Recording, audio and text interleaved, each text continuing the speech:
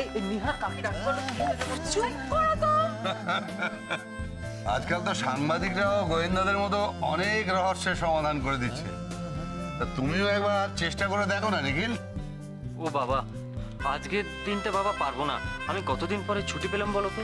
আজকে তো আমি সবার আগে দিয়ার হাতে তৈরি কেক খাবো, তারপরে একটু গল্প গুজব করবো, হই হট্টগোল করবো। তবে সবার আগে না আমি গিফট প্যাকটা খুলতে চাই, যেতে কি আছে আমি ও সেটা। মা, গিফট প্যাক খুলবি মানে?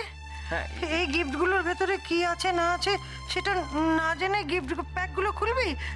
তাতে বিপদের ভয় থাকবে না? তুমি কি বলছো বলো তো মা?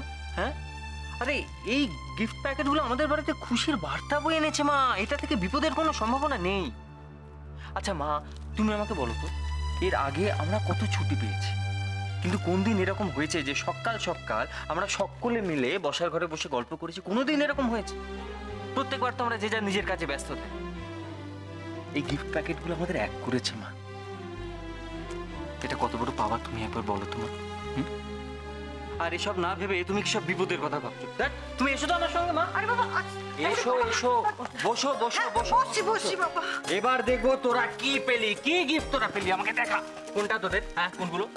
এইগুলো? আচ্ছা দেখা, দে দে। চকোলেট পেলে সেটা আমার, দে। আমারটা কিন্তু আগে করতে হবে। বেশ তাই। আচ্ছা না, আমারটা। আচ্ছা ঠিক আছে, দে। আমারটা। ও, চুপ। আচ্ছা বাবা, ঠিক আছে ঠিক আছে।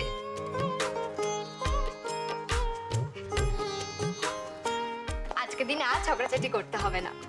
তোমাদের দুজনের গিফটটা একসঙ্গে খোলা হবে। একটা গিফট আমি খুলবো আর একটা গিফট খুলে ভাইয়া।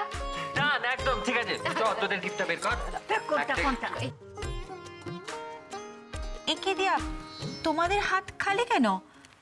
সান্টা ক্লজ তোমাদের কোনো গিফট দেয়